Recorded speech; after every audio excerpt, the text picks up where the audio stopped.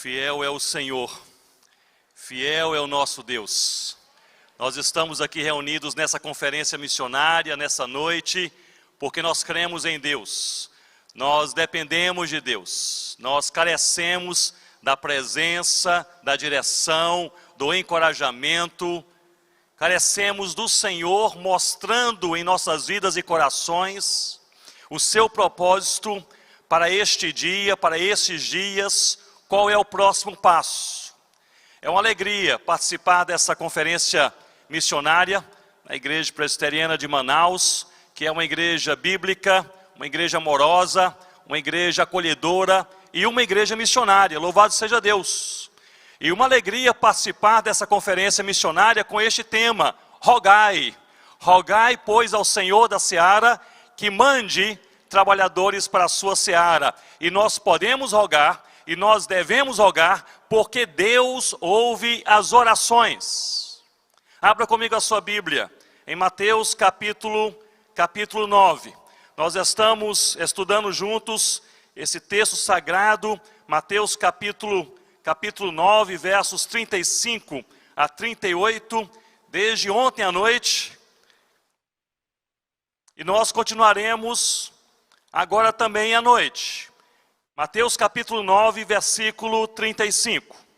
E nós vimos ontem à noite, e vimos também agora pela manhã, que nós precisamos olhar para esse texto bíblico com três fundamentos bem claros em nossas mentes e em nossos corações.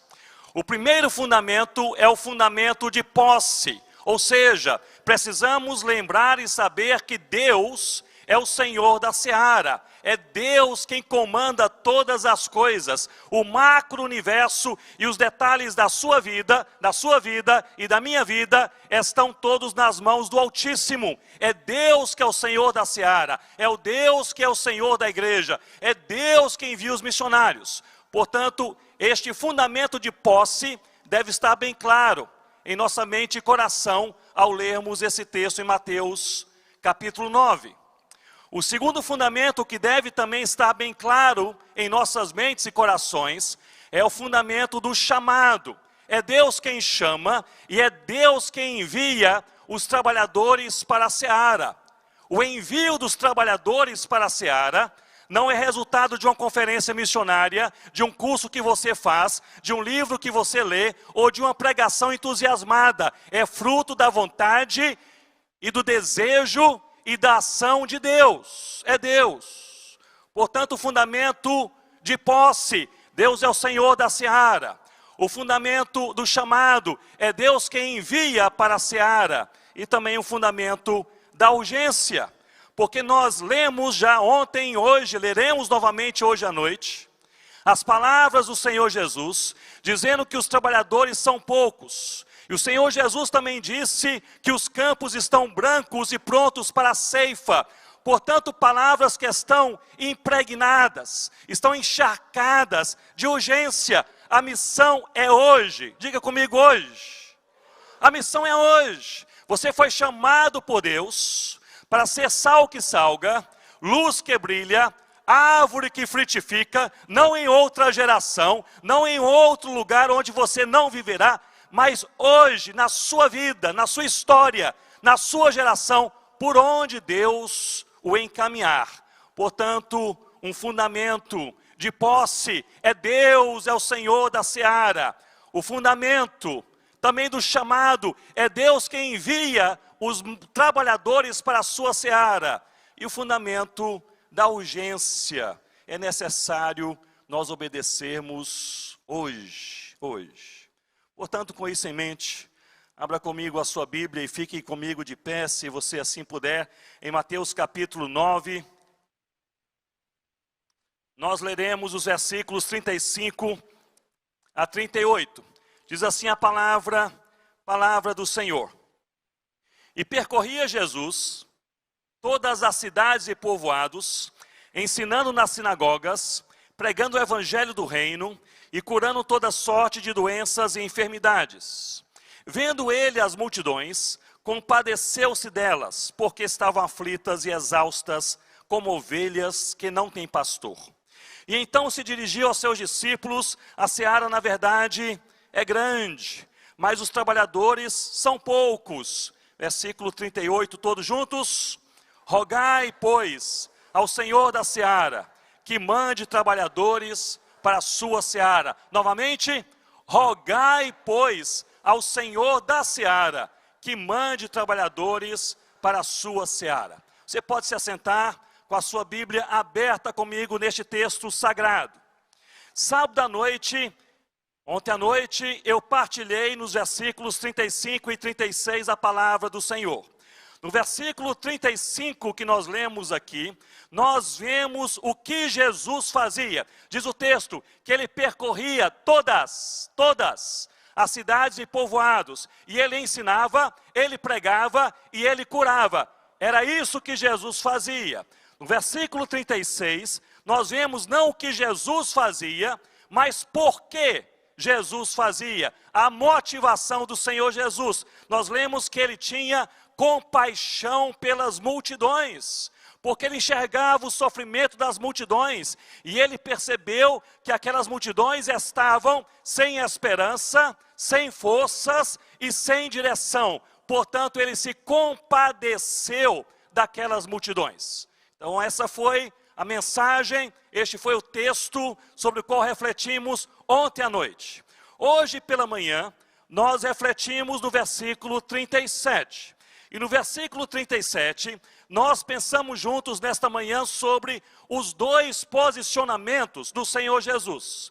Em primeiro lugar, ele disse que a seara é grande, e em segundo lugar, os trabalhadores, eles são poucos. E nós vimos por que os trabalhadores são poucos.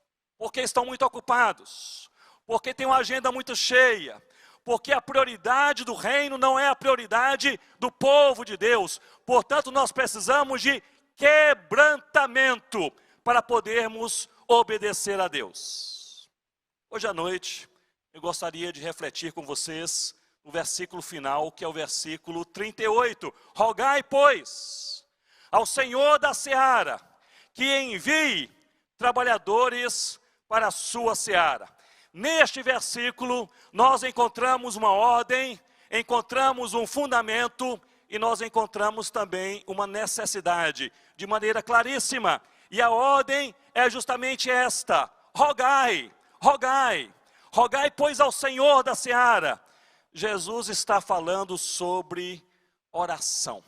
Está dizendo que a sua igreja precisa orar. A palavra grega, da qual é traduzida a expressão rogar, aqui no versículo 38, é a palavra deomai.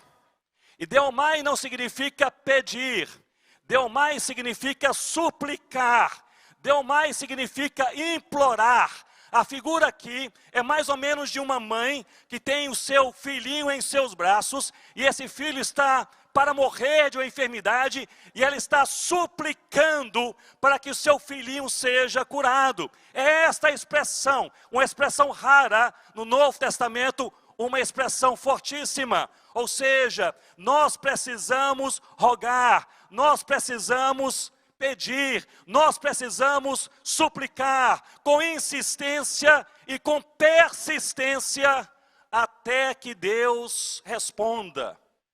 E nós fazemos isso porque sabemos desse princípio bíblico poderoso. Deus responde às orações. Você crê nisto? Deus responde às orações. Por isso nós somos aqui encorajados pelo Senhor Jesus a rogar. Mas há uma curiosidade nessa afirmação do Senhor Jesus. E a curiosidade é a seguinte: por que nós devemos pedir a Deus, o Senhor da seara, que mande trabalhadores para a sua seara? Será que Deus não sabe que há necessidade de trabalhadores? Por que precisamos lembrá-lo? Por que precisamos pedir? Será que Ele não sabe a necessidade dos trabalhadores para os ribeirinhos, para os indígenas, para as cidades, dos países não alcançados? Será que Deus não sabe? O Senhor sabe, é o Senhor da seara, é Ele quem chama e manda os trabalhadores para a sua seara. Então nós precisamos aqui relembrar um princípio bíblico da oração.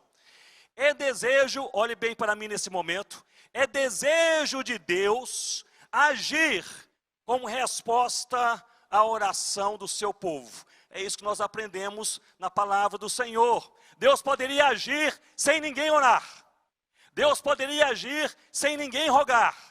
Deus poderia fazer sem ninguém pedir. Mas Deus deseja que o seu povo creia, que o seu povo confie, que o seu povo suplique, e que em resposta à oração do seu povo, Ele intervém, Ele age, Ele manda, Ele converte, Ele transforma, Ele edifica, Ele cura, Ele faz aquilo que está em seu coração. Portanto, a própria oração é uma ação de Deus, que desperta o seu e o meu coração, para primeiramente orar, e despertados pelo Senhor para orar, Deus olha do céu para a terra e Deus ouve as nossas orações. A oração, meus irmãos, é uma das maiores manifestações da nossa dependência de Deus. Nós oramos porque nós dependemos de Deus. Nós oramos porque nós cremos em Deus. Portanto, rogai ao Senhor. Meus irmãos e irmãs, há uma ligação estreita, preciosa, entre as colheitas e a oração. Sem oração não há colheita. Sem oração, trabalhadores não são enviados. Sem oração, não há missão. Por isso que nós precisamos rogar ao Senhor da seara. Algumas pessoas pensam e até afirmam que não há uma forte ligação entre a oração e aliás, e a ação missionária espalhada por todo o mundo. Este é um grande engano. No século XIV, os irmãos da vida comum, com destaque de um personagem mais conhecido, Tomás de Kempis, eles oraram durante praticamente o século inteiro, para que Deus pudesse intervir no meio da sua igreja no mundo, no século XIV, porque a igreja vivia desvios doutrinários, frieza espiritual. Durante um século eles oraram. No século XV, outros passaram também a orar, aqueles da pré-reforma. E no século XVI, Deus respondeu às orações. Levantou a reforma protestante no século XVI, um farol teológico, espiritual e missionário que brilha até os dias de hoje. Isso aconteceu porque Deus responde às orações. Apenas na Genebra de Calvino, durante a época do ministério de João Calvino, na reforma protestante do século XVI, meus irmãos e irmãs, havia 38 tipografias, que eram gráficas rudimentares, que imprimiam e distribuíam porções bíblicas e evangelísticas para vários países, com foco na França. Um despertamento teológico, uma reforma teológica, espiritual e missionária, porque durante 2 séculos, pessoas oraram, Deus responde às orações. No século XVIII, uma mulher chamada Esther, ela orou na América do Norte, século XVIII, igrejas pequenas, áreas imensas não evangelizadas. Ela orou por 10 anos por um avivamento espiritual e orava de joelhos diariamente: Senhor, derrama um avivamento sobre a nossa nação. 10 anos, meus irmãos e irmãs. Deus respondeu a sua oração, levantou o seu próprio filho, Jonathan Edwards, o homem usado por Deus para pregar o evangelho em toda a América naquele século. E ali Deus deu um grande avivamento que varreu toda aquela nação.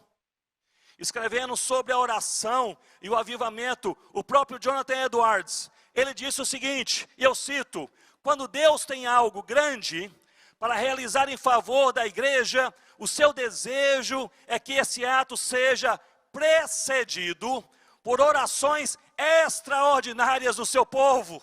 Ou seja, as orações precedem a colheita. Não há colheita sem oração. Se nós queremos colher na família, na vizinhança, na cidade, nos ribeirinhos, nos indígenas, nas nações, nós precisamos orar.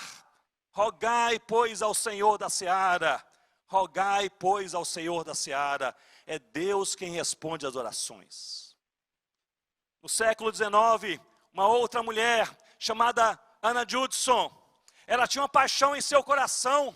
Era um país chamado Birmânia. Ela não sabia de nenhum crente na Birmânia, um país inteiro não alcançado, século XIX. Ela orou ao Senhor: Deus, levanta um missionário, envia para aquele país. E Deus levantou o seu próprio filho, Adoniran Judson, que foi para aquele país, aprendeu a língua, aprendeu a cultura, pregou o evangelho, plantou 63 igrejas e deixou mais de 200 líderes treinados naquele país. A Birmânia antiga é hoje Mianmar. E Mianmar é um país, hoje em nossos dias, fechado para a evangelização. Mas, meus irmãos, há uma presença marcante, cristã, naquele país, porque Adoniran Judson ali pregou o evangelho em resposta à oração da sua mãe, porque Deus ouve as orações. Em nossos dias, a obra de Deus e o evangelho de Deus tem se espalhado por toda a terra. Os territórios mais inacessíveis, os lugares mais fechados, os países mais complexos. Meus irmãos, o evangelho tem entrado, pessoas têm vindo ao Senhor Jesus, igrejas têm nascido, igrejas missionárias têm nascido para a glória de Deus em toda parte, porque Deus responde às orações. Eu estive nesse ano visitando um país na Ásia, sem detalhes por questões de segurança, mas uma das regiões no mundo menos evangelizadas, onde há uma forte perseguição ao povo de Deus, à igreja de Deus, aos plantadores de igrejas. E ali durante a pandemia, 5 casais de missionários plantaram 2 igrejas para a glória de Deus. Durante a pandemia, lockdown, todo mundo fechado, tudo ali complicado, mas Deus se manifestando em um dos lugares menos evangelizados e mais perseguidos do planeta. 2 igrejas saudáveis nasceram durante a pandemia, porque Deus ouve as orações. Eu pude pregar nessas 2 pequenas igrejas que se juntaram no domingo pela manhã, e um dos cânticos que eles cantaram no louvor, logo no início, alguém está traduzindo para mim, não sei a língua local, e aquele cântico dizia: fiel é o Senhor, fiel é o Senhor, Deus ouve as orações. Mas há não apenas uma grande ligação entre a oração e a colheita, ou seja, a colheita é precedida pela oração, mas há também uma forte ligação entre a oração e a ousadia na evangelização.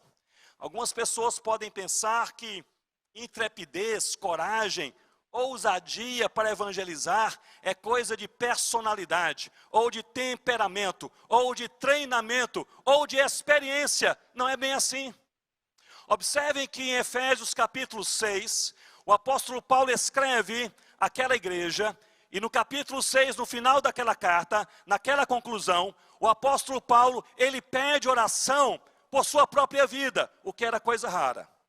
Paulo, ele era o apóstolo da oração. Ele orava, ele escrevia orações. Aliás, quando você lê as cartas paulinas, parte dessas cartas são orações escritas. E rogo também por vós em Cristo Jesus, é Paulo orando e escrevendo. Ele orava, escrevia orações, ele ensinava o povo a orar e ele pedia orações. Mas Paulo tinha o costume de pedir orações pela igreja de Cristo ou pelo espalhar do evangelho de Deus. Raramente ele pedia orações por sua própria vida. Mas isso aconteceu em Efésios capítulo 6, versículos 18 e 19. E ele diz: meus irmãos, orem também por mim, o apóstolo Paulo. Orem também por mim, para que me seja dada, no abrir da minha boca, intrepidez, coragem, ousadia, para falar do evangelho do Senhor Jesus. Que coisa impressionante, porque se há uma pessoa intrépida, corajosa, para pregar o evangelho, no Novo Testamento que nós conhecemos, é o apóstolo Paulo. Paulo pregou o evangelho em uma prisão, Paulo pregou o evangelho em uma tempestade, Paulo pregou o evangelho sendo expulso de uma cidade, mas Paulo, em uma única oportunidade, para pedir oração pela sua vida, ele diz: orem por mim, para que eu tenha intrepidez, coragem, ousadia, para pregar o evangelho. Que texto curioso. O que isso significa, meus irmãos e irmãs? Significa que coragem para pregar o evangelho não é algo natural, que nós podemos adquirir, construir ou ter, mas é algo que vem de quem? Vem de Deus. Se nós não oramos, nós não temos. Por isso, olhe bem para mim nesse momento. Muitas vezes, nós evangelizamos pouco, porque nós oramos pouco. Nós precisamos orar: Senhor, me dê ousadia, coragem, compaixão em meu coração, abre os meus olhos para que eu enxergue as oportunidades do Senhor, e eu possa ser um sal que salga, uma luz que brilha, uma árvore que frutifica, para a glória do nome de Jesus. Há uma forte ligação entre a oração e a colheita. Colheitas são precedidas pela oração, e uma forte ligação entre a oração e a ousadia. Eu nasci em um lar evangélico. Meu pai era um pastor presbiteriano, já falecido há quase 30 anos. E ali meu pai e minha mãe, que aqui está, 88 anos, animada, intercessora, eles eram plantadores de igrejas. Começaram o ministério como evangelistas, plantadores de igrejas. Depois foi ordenado, ele pastoreou diversas igrejas e congregações. Meu pai, antes de falecer, ele deixou uma agenda. Eu tenho essa agenda em minha casa. E ali ele deixou uma lista de lugares onde ele e minha mãe, eles plantaram ou ele pastoreou igrejas ou congregações. São 127 lugares. Quando ele faleceu, eu recebi aquela agenda, eu olhei aquela lista, algumas páginas, perguntei à minha mãe do que se trata. Ela começou a olhar e reconhecer: foram esses lugares por onde nós passamos, plantamos igrejas, nasceram igrejas, o seu pai pastoreou, ali trabalhamos, 127 lugares. E eu bem me lembro, o meu pai dizendo várias vezes, quando eu estava me preparando para ser missionário, até antes de casar com a Rossana, ele me dizia: meu filho, nós plantamos várias igrejas, e todas as igrejas plantadas começaram do mesmo jeito. E para mim aquilo era curioso, mas como meu pai, ele disse: todas as igrejas plantadas começaram com a sua mãe iniciando uma reunião de oração. Uma reunião de oração. Isso acontece porque Deus ouve as orações. Pode falar comigo? Deus ouve as orações. Você crê comigo? Deus ouve as orações. Nós podemos e devemos orar com insistência e persistência, até que Deus responda às orações. Deus deseja que o seu povo ore.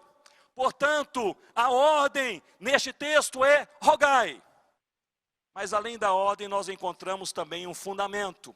E o fundamento é este: Deus é o Senhor da seara. Nós vimos sobre isso ontem à noite, hoje pela manhã, agora à noite novamente. A missão, ela começa em Deus, pela vontade de Deus, é feita no poder de Deus, que empodera a igreja de Deus a chamar no mundo as pessoas eleitas por Deus para a glória do próprio Deus.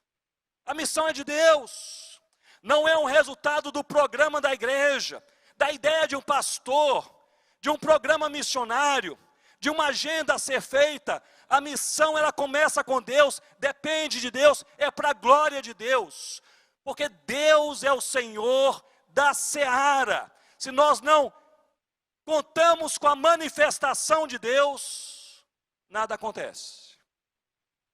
Hoje pela manhã eu disse, e eu repito agora: se Deus não se manifestar, nada acontece. Concorda comigo? Nós podemos trabalhar, podemos organizar a melhor conferência, nós podemos ter a igreja mais organizada, nós podemos chamar e treinar os melhores missionários. Se Deus não se manifestar, nada acontece em nenhuma dimensão, em nenhum lugar. porém o contrário também é verdadeiro. Se Deus se manifestar, qualquer coisa pode acontecer. Não há coração tão duro que Deus não possa quebrar. Não há casamento tão quebrado que Deus não possa restaurar. Não há filho tão distante do Senhor que Deus não possa resgatar. Não há igreja tão morta que Deus não possa reavivar. Não há tribo tão distante que Deus não possa alcançar. Sem Deus nada acontece, mas com Deus qualquer coisa pode acontecer. Porque a seara é do Senhor. A seara pertence a Deus. E é do jeito de Deus, no tempo de Deus, no lugar de Deus. Por isso, meus irmãos e irmãs, o chamado missionário para uma igreja, ou para uma família, ou para uma pessoa, é um chamado para a humildade. É um chamado para nós olharmos e falarmos: Senhor, sem o Senhor nada. Precisamos do Senhor. Por isso nós precisamos orar. Rogai, pois, ao Senhor da seara que envie trabalhadores para a sua seara. Há um missiólogo que é reconhecido como o primeiro missiólogo protestante, após a Reforma, século 17. Seu nome é Gisbertus Voetius, um teólogo holandês, a primeira pessoa que sistematizou a teologia da missão. Escreveu diversos livros, todos em latim, era fluente em latim, em grego, em hebraico e em aramaico. Ele dizia que ele acordava às 4 horas da manhã para ter seu momento devocional até às 5 horas, porque das 5 às 6h30 ele estudava algumas dessas línguas, para escrever, para ensinar, para também fazer missões. Um homem de Deus.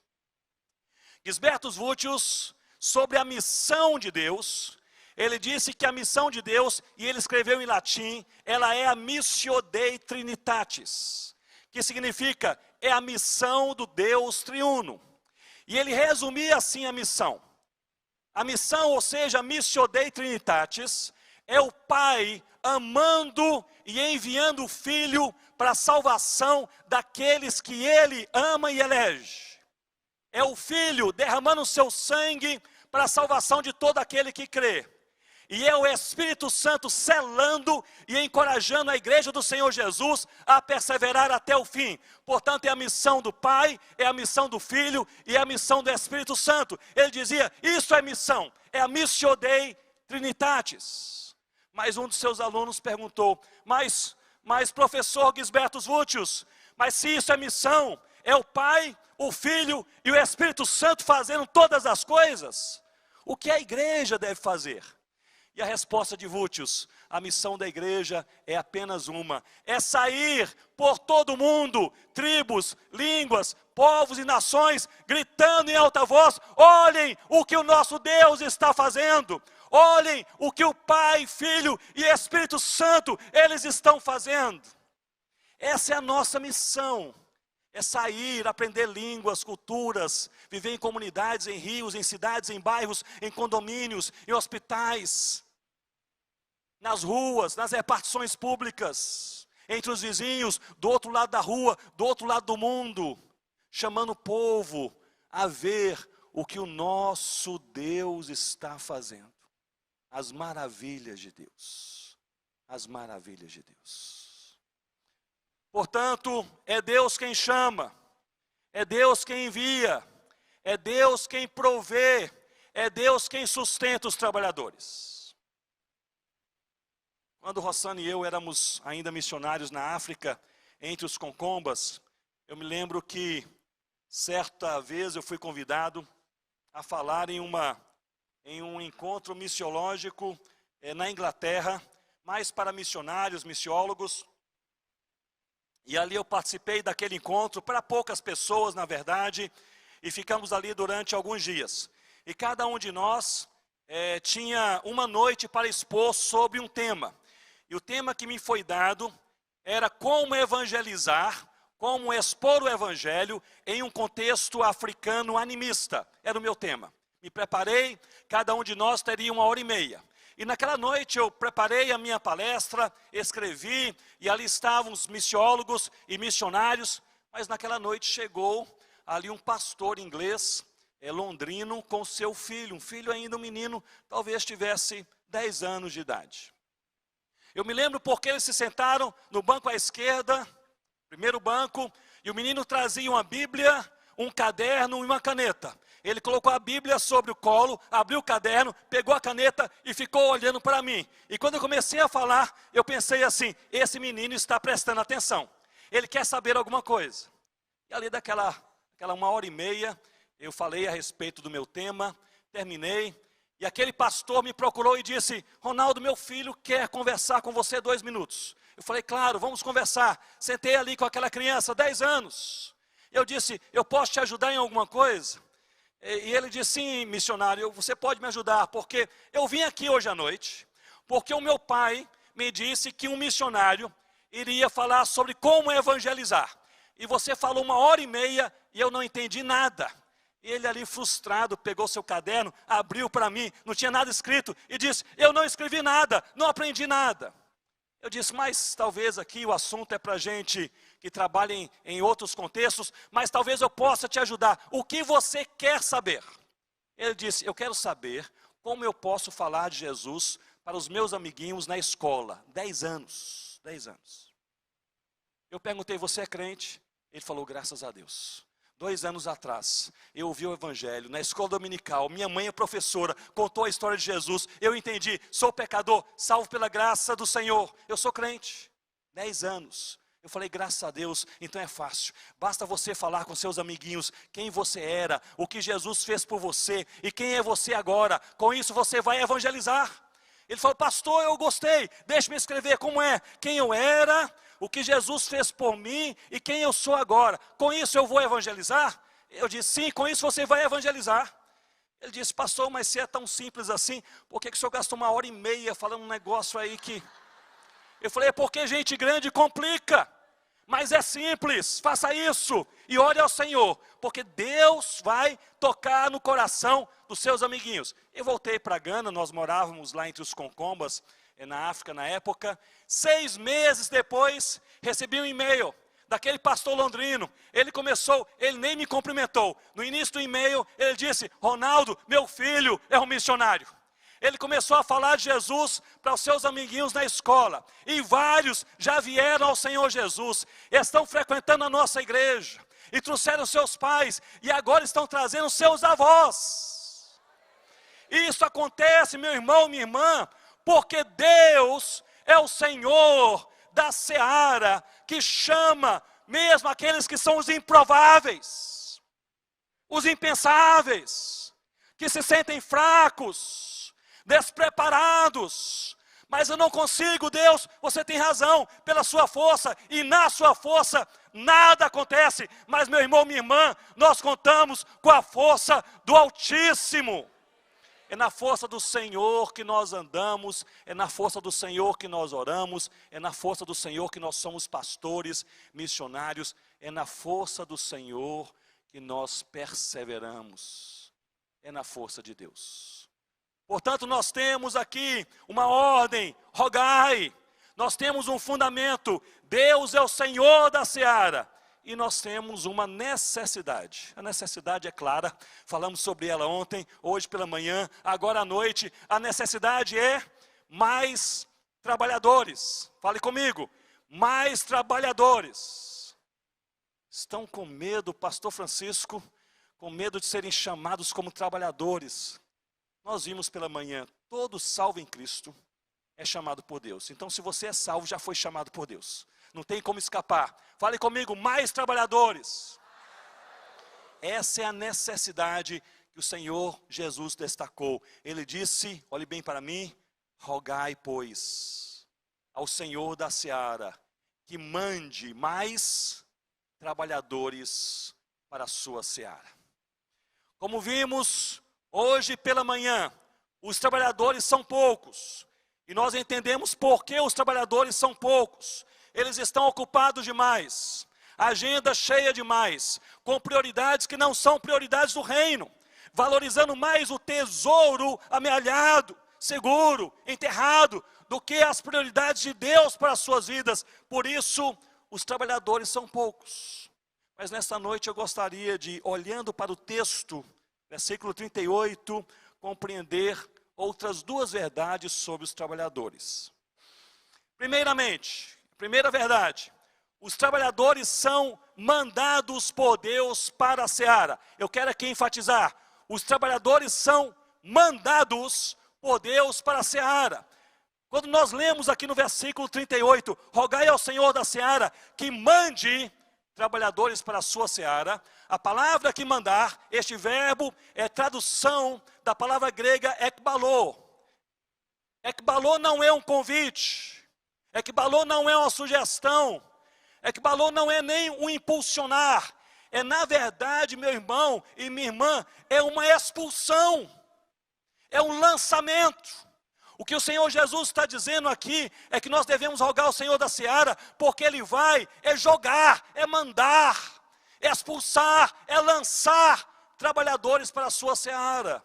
Por tantas vezes nós pensamos que sermos úteis nas mãos de Deus é um convite que Deus faz, muito leve, muito light, e nós podemos pensar se vamos aceitar ou não, no nosso tempo, do nosso jeito, da maneira como nós queremos. É assim que diz a palavra de Deus. O Senhor Jesus diz, rogai para que o Senhor da seara mande, expulse, lance os trabalhadores para a sua seara. Aqueles que ouvem o chamado de Deus, e prontamente eles dizem, eis-nos aqui, Senhor, eis-me aqui, ó Deus. Como Paulo e Barnabé em Atos capítulo 13, o Espírito Santo falou com a igreja em Antioquia, separai-me, Paulo e Barnabé, para a obra a que os tenho chamado. Paulo e Barnabé disseram, sim Senhor, estamos prontos Senhor. E a igreja orou e pôs as mãos, e diz o texto que eles imediatamente partiram, estavam prontos. Eis-nos aqui Senhor. Mas há aqueles que ouvem o chamado de Deus, e eles dizem, mas é comigo Senhor. É naquele lugar que eu não quero, é naquele emprego que eu não desejo, é naquela cidade, se for naquela cidade eu não vou. Se for ali naquele lugar, talvez eu possa até pensar.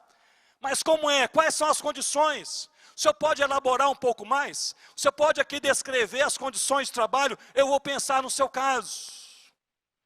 E reagem como Jonas, que Deus chamou e enviou para Nínive.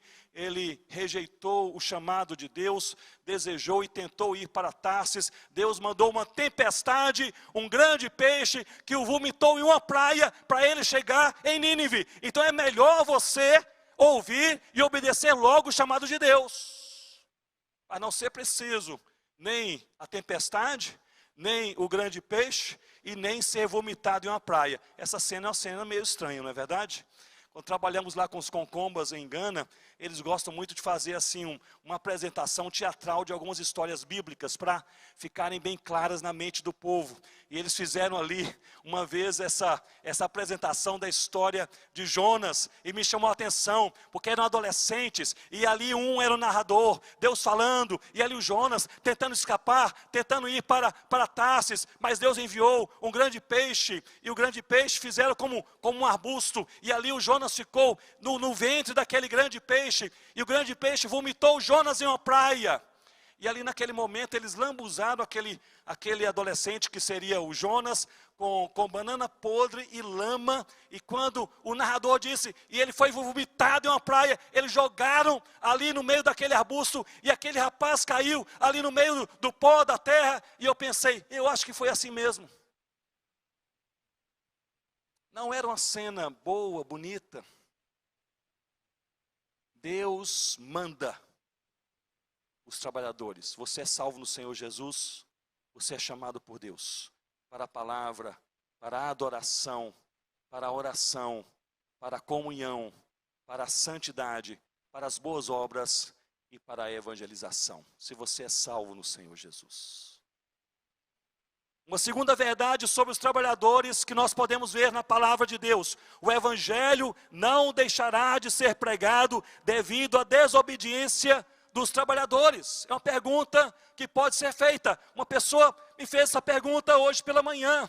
Mas se o trabalhador desobedecer, se Deus enviar e ele não for, ou ela não for, quer dizer que algumas pessoas não se converterão? Não, meu irmão, minha irmã. Jesus em Lucas capítulo 19, ele disse que mesmo se os seus discípulos se calassem, as próprias pedras iriam clamar. Ou seja, Deus vai prover um meio, Deus vai prover alguém, talvez o mais impensável, talvez o mais improvável, talvez é aquele que ninguém espera, do jeito que ninguém espera, mas o evangelho será pregado por toda parte, e aqueles a quem Deus chamar, eles se converterão pelo ouvir do evangelho ao Senhor Jesus. Portanto, se Deus está chamando trabalhadores, nós precisamos obedecer, porque é o nosso privilégio. Porque a obra do Senhor, ela será feita com a nossa participação, ou sem a nossa participação, porque é a obra de Deus. É a obra de Deus. Uma ordem, rogai. Um fundamento, Deus é o Senhor da seara. E uma necessidade, mais trabalhadores. Mais trabalhadores. Eu gostaria de encerrar partilhando com vocês sobre a vida de um homem de Deus chamado David Brainerd. É um homem que nasceu em 1718 na América do Norte. Ele nasceu em uma família cristã, seu avô era um ministro do Evangelho. E David Brainerd, ele já na sua infância, ele experimentou problemas sérios de saúde, que fizeram com que ele não tivesse uma infância normal, com outros garotos brincando, interagindo com outros garotos da sua idade. E ele desde cedo, ele manifestou uma personalidade mais reservada, uma personalidade mais deprimida. E depois, até mesmo em seu diário, ele vem a revelar que ele lidou durante toda a sua vida, desde a infância, com uma angústia do coração que nunca se foi. Ele se referia à depressão, não havia uma palavra naquela época para depressão, era o século XVIII. Mas aos 21 anos de idade, ele entende que é pecador e chamado por Deus para a salvação em Cristo Jesus, entrega a sua vida ao Senhor Jesus, vai se preparar na Universidade de Yale. E David Brainerd começa a ter uma atração pelos povos indígenas do seu país, que não eram evangelizados. Não havia, na verdade, naquela época, nenhum missionário entre os indígenas da América do Norte. E ele começou a orar, e ele fez ali algumas listas de oração. Ele começou a coletar informações e partilhar com pessoas, igrejas e amigos. Ele tinha um círculo de amizade, que era um círculo de oração. Vamos orar pelos povos indígenas. E quando nós oramos, muitas vezes nós somos, pela manifestação e vontade de Deus, a própria resposta à nossa oração. E ali aconteceu com David Brainerd. Deus o chamou para ser o primeiro missionário entre os indígenas da América do Norte. Ele partilhou com alegria com seus amigos. Deus falou no meu coração, eu serei missionário entre os indígenas. Mas ele era enfermo, ele era doente, ele tinha depressão. Seus amigos lhe disseram: Brainerd, se Deus quiser que você vá, Ele lhe dará cura. Ao que ele respondeu: não, se Deus quiser que eu vá, Ele me dará forças. Deus não o curou, ele lidou com depressão até o final da sua vida, mas Deus o fortaleceu. Ele começou a evangelizar as tribos da América do Norte, na mesma época de Jonathan Edwards, que na verdade viria a ser o seu sogro, se ele não morresse antes de casar com a Jerusa, a filha de Jonathan Edwards. Mas naquela mesma época, Deus derramou um avivamento, e David Brainerd pregava nas tribos, sempre usando um intérprete, e Deus se manifestava, e muitas vezes as pessoas gritavam dizendo: Senhor Deus perdoa, Senhor Deus salva. Era um derramado Espírito Santo de Deus. Mas ele viajava cada vez mais pelas tribos indígenas, e cada vez com mais dificuldades, devido à sua situação de saúde. David Brainerd, ele dormia ao relento, ou em barracas improvisadas, porque ele dizia, e assim ele escreveu em seu diário, que cada minuto economizado com seu conforto deveria ser gasto em oração e na evangelização dos povos indígenas. Que desafio, meus irmãos. Dormindo ao relento, dormindo em barracas improvisadas, porque ele não queria gastar tempo, dedicava esse tempo à oração e à evangelização dos povos indígenas. David Brainerd, ele faleceu aos 29 anos de idade, ainda tão cedo, na casa de Jonathan Edwards, noivo, antes de se casar com a Jerusa, a filha de Jonathan Edwards. Ele morreu de tuberculose. Poucos meses depois, a Jerusa, a sua noiva, morreu também com a mesma enfermidade. Uma história trágica. Ele deixou um diário publicado pelo seu sogro, Jonathan Edwards. E Jonathan Edwards disse que a vida de David Brainerd foi como a luz de uma vela que logo se apagou, mas enquanto brilhava, iluminou de maneira transformadora milhares de outras vidas. Mas eu queria encerrar apenas trazendo a vocês uma frase que David Brainerd, ele escreveu em seu diário pouco tempo antes de morrer. Ele escreveu o seguinte: tudo o que eu desejo é ser mais santo, mais parecido com o meu querido Senhor Jesus. Tudo o que eu desejo é ser mais santo, mais parecido com o meu querido Senhor Jesus. A obra missionária é um resultado de Deus, que age pelo Espírito Santo de Deus, quebrantando os nossos corações para fazermos a vontade de Deus. Vamos orar? Você pode ficar em pé comigo. Nós lemos nesse texto: rogai, pois, ao Senhor da seara. E nós vamos rogar, nós vamos orar. Eu gostaria que você orasse comigo nesse momento. Eu gostaria que você começasse a orar pela sua própria vida. Eu gostaria que você pudesse orar, se Deus tem falado ao seu coração, orar com disposição e obediência, dizendo: Senhor Deus, eu estou pronto. Senhor Deus, quero ser sal que salga. Senhor Deus, quero ser luz que brilha. Quero ser uma semente, uma árvore que frutifica. Eis-me aqui, Senhor, eis-me aqui, onde eu estou, do outro lado da rua, ou do outro lado do mundo. Se o Senhor me enviar, eis-me aqui, Senhor. Ore primeiramente pela sua vida. Mas ore também por aqueles que pouco ou nada ouviram do Senhor Jesus.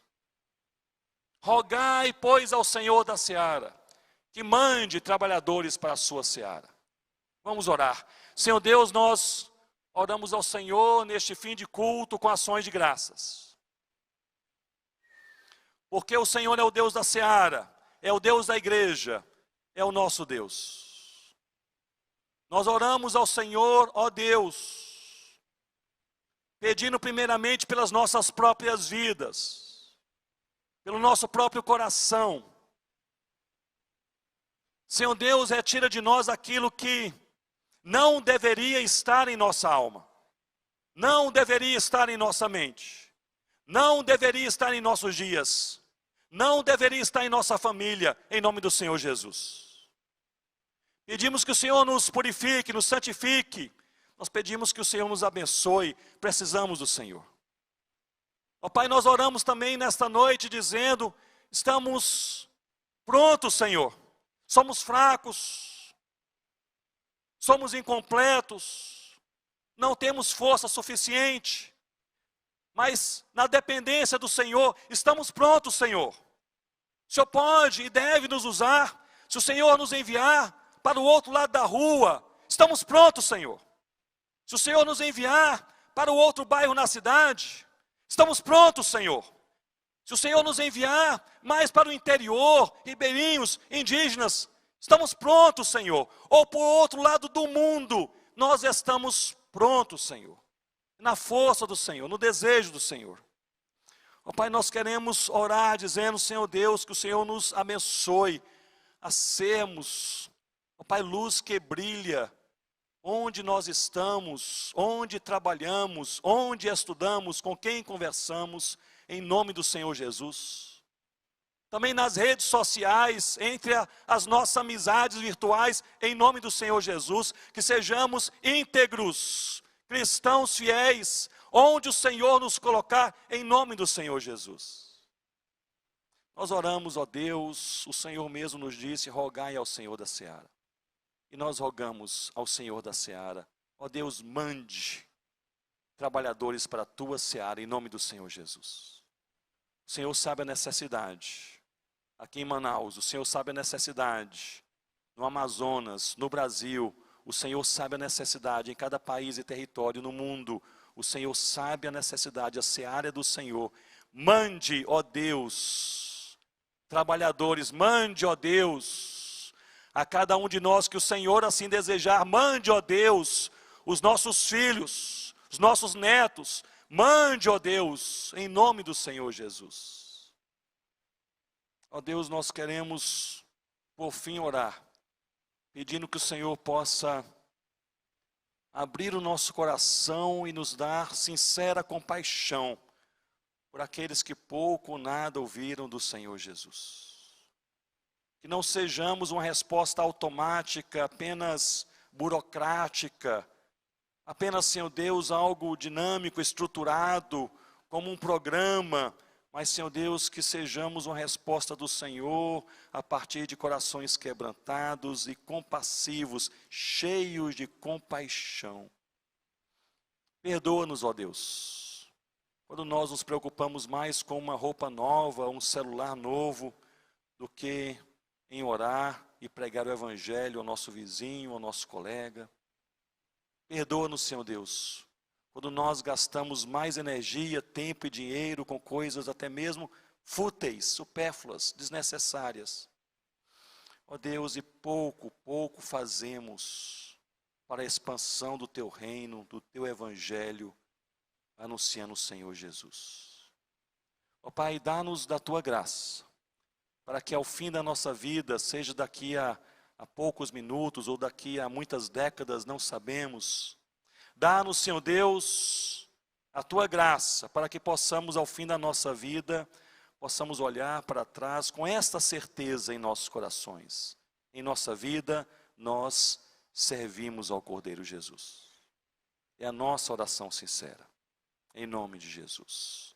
Amém, ó Deus.